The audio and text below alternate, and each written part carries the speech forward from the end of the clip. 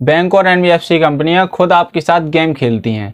जब आप इनसे लोन लेने जाते हैं या ये आपको लोन देने की सर्विस प्रोवाइड करते हैं तो ये सबसे पहले बोलते हैं कि आप हमारे वैल्यूएबल कस्टमर हैं और हम आपको सबसे अच्छी सर्विस प्रोवाइड करेंगे, आपको ज़्यादा हरासमेंट नहीं करेंगे।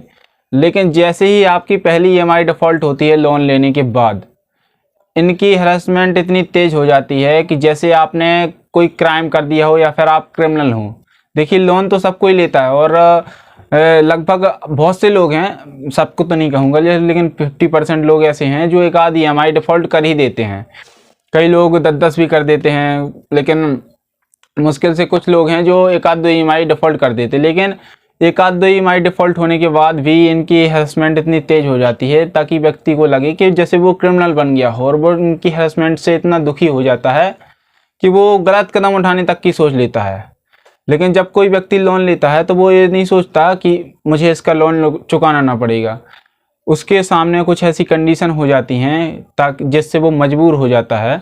जैसे अगर उसने जॉब के लिए लोन लिया हो तो उसकी जॉब चली गई हो, या फिर उसने बिजनेस के लिए लोन लिया था, उसका बिजनेस डूब गया हो, या फिर कोई भी ऐसी इमरजेंसी एक्सपेंसिव हो सकते हैं उसके साथ, तो उसमें उसकी गलती थोड़ी है। वो तो प्राकृतिक आपदाएं हैं या फिर कोई तबीयत स्वास्थ्य वगैरह उसका गड़बड़ हो गया हो, तो बैंक को इससे कोई फ़र्क नहीं पड़ता। बैंक को तो चाहिए कि भाई आप हमारा तुरंत का तुरंत पेमेंट कर दें, हमने आपको जैसे लोन दिया था और वैसे ही वो लेना जानता है। इसीलिए वो आपकी रिकवरी प्रक्रिया वो हाईएस्ट कर देता है, मतलब रिकवरी एजेंट भेजने लगता है, कॉल वॉल लगाने लगता है बहुत ज़्यादा, ताकि उसका जो पैसा है वो वापस मिल जाए। बाकी बैंक चाहता है कि आप डर जाएं और जो है उसका पैसा है वो वापस कर दें। लेकिन मैं आपको बता दें, जो बैंक की धमकियां होती हैं ना, जो जैसे एसीएस बाउंस, चेक बाउंस की, जो फर्जी 25 सेक्शन 25 के अंतर्गत आते हैं, और जो ये लीगल नोटिस में देते हैं ना 406 और 409 के तहत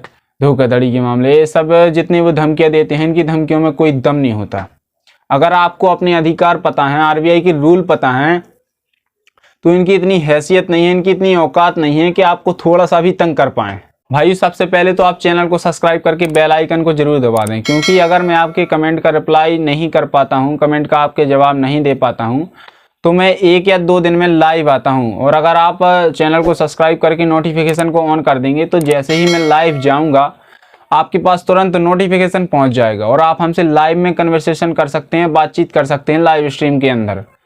और अगर आपको पर्सनल एडवाइस चाहिए तो जो डिस्क्रिप्शन में नंबर पिन कर रखा है उस पर आप कॉल बुक करके भी हमसे बात कर सकते हैं। तो आप सुनो, बैंक आपको कितनी भी धमकियां दे, लेकिन वो आपको तुरंत जेल नहीं भेज सकता। भारत का कानून आपके साथ है, लोन डिफॉल्ट करना कोई अपराध नहीं है। और अगर आपके खिलाफ कानूनी कार्रवाई करते भी हैं तो वो सिविल केस के अंदर आता है, ना कि क्रिमिनल केस के अंदर। और सिविल केस के अंदर किसी प्रकार से जेल होती ही नहीं है। बहुत से लोग कमेंट में पूछते हैं कि सर, जो कि हमारा पर्सनल लोन है और हमारी ये वो अगर हम ईएमआई डिफ़ॉल्ट करते हैं तो बैंक लीगल एक्शन लेके हमारी प्रॉपर्टी सीज तो नहीं कर देगा। तो ऐसा नहीं है, अगर आपकी रियासती प्रॉपर्टी है तो कभी भी सील नहीं होगी और ना बैंक ले सकता है। अगर आपका सिक्योर लोन है तो शायद ही आपकी 1-2% मामले में चांस होते हैं कि आपकी प्रॉपर्टी सील हो जाए या बैंक जब्त कर सकता है। लेकिन पर्सनल लोन में कभी भी कोई भी बैंक की इतनी औकात नहीं है, ना इतनी हैसियत है कि आपकी प्रॉपर्टी सील कर दे। और रही बात लोन डिफ़ॉल्ट की, तो भारत में 95% लोग हर साल लोन डिफ़ॉल्ट करते हैं। लोन डिफ़ॉल्ट करना कोई अपराध की श्रेणी में नहीं आता है, मतलब क्रिमिनल आप नहीं हैं। आप केवल सिविल केस के मामले में आएंगे, क्योंकि आपकी कंडीशन ऐसी है कि आप लोन अभी नहीं चुका पा रहे हैं, तो आपसे जो कि बैंक की आपकी जितनी क्षतिपूर्ति है वो आपसे मांगी जाएगी, ना कि आपको जेल भेजा जाएगा किसी भी अपराध में। और आपने अगर धोखाधड़ी के मामले से लोन लिया है, क्योंकि अगर बैंक या एनबीएफसी कंपनी है वो लीगल नोटिस में सीधा यही भेजती है कि आपने धोखाधड़ी की है बैंक के साथ, क्योंकि आप ईएमआई नहीं भर रहे हैं तो आप धोखाधड़ी कर रहे हैं बैंक के साथ। तो वो धोखाधड़ी में आईपीसी सेक्शन 406 या 409 के तहत या 404 के तहत, 405 के तहत धोखाधड़ी में के मामले में आपको धमकियाँ देती हैं कि आपके खिलाफ केस कर देंगे, तो आप जेल में जा सकते हैं। तो ऐसा बिल्कुल भी नहीं है, बिल्कुल गलतफहमी है जो लोगों के मन में बैठ गई है कि हमें जेल हो सकती है। जेल किसी प्रकार भी नहीं होगी। जब आप लगातार ईएमआई डिफ़ॉल्ट करते हैं तो बैंक सबसे पहले क्या करता है, आपको लीगल नोटिस भेजता है। मैं फेक तो नहीं बोलूँगा, क्योंकि बहुत से ऐसे यूट्यूबर हैं जो बोलते हैं कि लीगल नोटिस फेक होता है वो, क्योंकि अगर वहाँ से कंपनी से लीगल नोटिस जो आता है उसमें एक वकील का रेफरेंस नंबर होता है। वो आपको भारतीय लॉ की वेबसाइट पर जाएंगे आप, जो अभी मैं बता दूंगा अगली वीडियो में।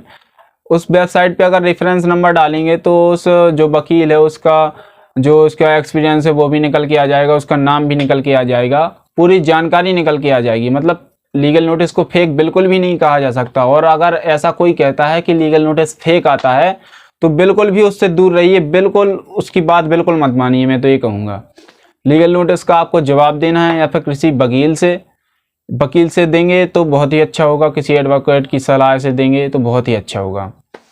और फिर सबसे दूसरा ऑप्शन होता है वो रिकवरी एजेंट भेजते हैं आपके पास। रिकवरी एजेंट भेजते हैं तो आप सीधा साफ कहिए उनसे कि मैं अपने वकील से बात कर रहा हूं, अभी मुझसे सीधा संपर्क ना करें, नहीं तो मैं पुलिस में डायरेक्ट FIR करूंगा। आपको सबसे पहले अपने वकील के साथ एक स्टे ऑर्डर लगवाना है डायरेक्ट कंपनी पर, कि कंपनी हमारे ऊपर कोई भी लीगल एक्शन ना ले और ना ही कोई रिकवरी एजेंट भेजे। अभी हमारे पास पैसा नहीं है, जब पैसा होगा जब हम दे देंगे। कुछ मोहलत हमें देनी चाहिए बैंक को या कोई भी NBFC कंपनी हो। और सिविल स्कोर डाउन रहा तो अगर आप EMI नहीं देंगे तो रही बात सिविल स्कोर की, फाइनेंशियल कंडीशन आपकी खराब हो जाएगी।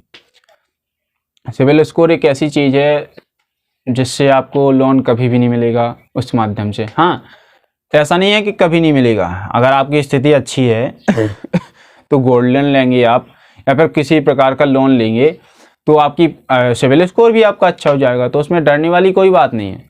मतलब हर चीज़ अच्छी हो सकती है अगर आपकी फाइनेंशियल स्थिति अच्छी हो जाए। तो भाइयों, बैंक जो है डराकर आपको अपना पैसा जो है वसूलना चाहता है। मैं किसी डिफ़ॉल्टर का सपोर्ट नहीं करता, मैं केवल उनको उनके अधिकार बताता हूं कि अगर आप ऐसी कंडीशन में हैं तो आप क्या क्या कानूनी ऑप्शन आपके खुल जाते हैं, या क्या क्या लीगल एडवाइस आप ले सकते हैं, या क्या क्या कानूनी कार्रवाई आप कंपनी के खिलाफ भी कर सकते हैं। और अगर आप कंपनी से सीधी डायरेक्ट बातचीत करें कि मेरा अभी जो है मेरे पास पैसा नहीं है और अभी मैं पैसा नहीं दे सकता, कुछ समय बाद दे सकता हूं, अगर कंपनी ना माने तो सीधा वकील से बात करिए, किसी फालतू की बातचीत सुनने की ज़रूरत नहीं है। और जैसा कि मैंने कहा कि चैनल आप ज़रूर सब्सक्राइब कर लीजिए, क्योंकि बहुत लाभ मिलने वाला है आपको हमारे चैनल से। अगर कमेंट में आप मुझसे सवाल पूछेंगे, जो भी आपकी जानकारी है, जो भी आपको जानकारी चाहिए, तो मैं उसका जवाब ज़रूर दूंगा। और ज़्यादा से ज़्यादा लोगों को शेयर करें। और अगर आप लाइव के सेशन में जुड़ना चाहते हैं तो नोटिफिकेशन को ज़रूर ऑन कर दें, ताकि जैसे ही लाइव स्ट्रीम में ऑन करूंगा तो आपके पास नोटिफिकेशन पहुंच जाएगी और आप हमसे नोटिफिकेशन के माध्यम से जुड़ सकते हैं डायरेक्टली। तो कानून जानना आपका अधिकार है। देखते रहिए, सीखते रहिए। मिलते हैं किसी अन्य टॉपिक के साथ अगली वीडियो में, तब तक के लिए जय हिंद।